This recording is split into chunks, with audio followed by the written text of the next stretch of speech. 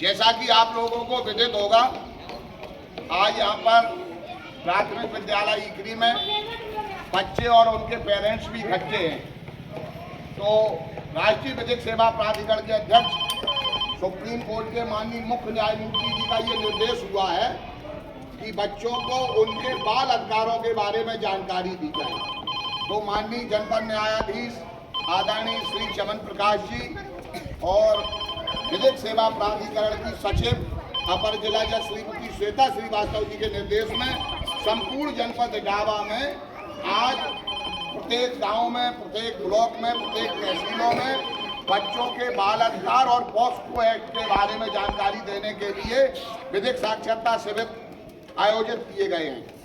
तो मैं आप लोगों को ये बताना चाहता हूँ कि बाल अधिकार अधिनियम की धारा 2 के अनुसार संयुक्त राष्ट्र संघ ने एक प्रस्ताव पास किया था, जो प्रस्ताव 20 नवंबर 1989 को पारित हुआ था और जिसका मुख्य उद्देश्य ये है कि संयुक्त राष्ट्र संघ के अनुसार प्रत्येक बच्चे के जो कुछ अधिकार हैं, उन अधिकारों से उन बच्चों को किसी भी सूरत में वंचित नहीं किया जा सकता है। सबसे पहले संबंधित राष्ट्र या समाज का ये दायित्व है कि बच्चों के माता पिता, उनके अभिभावक और उनके वैध संरक्षक उनकी राष्ट्रीयता, बच्चों की जाति, भाषा, धर्म या राजनीतिक विचारधारा के आधार पर बच्चों के साथ व्यवहार में कोई भी व्यक्ति भेदभाव नहीं कर सकता है। ये बच्चों का अधिकार है। बच्चों के सर्वोत्तम हितों को सभी सार्वजनिक एवं निजी संस्थाएं अपने कार्य एवं क्रियाकलापों में प्राथमिकता देंगे। प्रत्येक बच्चे को जीवन, उत्तर जीवन एवं विकास का जन्मजाति अधिकार है। बेटा शांत रहो। सभी बच्चों को उनकी सुरक्षा, उनका स्वास्थ्य, उनकी शिक्षा का भी अधिकार है।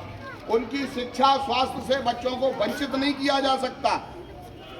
प्रत्येक बच्चे को अपने देश या परिवार के आधार पर अपनी पहचान प्राप्त करने का भी अधिकार है।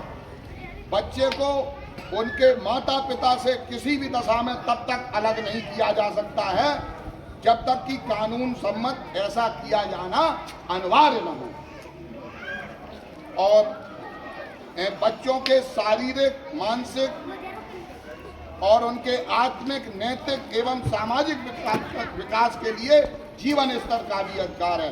पारिवारिक वातावरण से वंचित बच्चों को राज्य सरकार की ओर से विशेष सहायता भी प्राप्त करने का अधिकार है।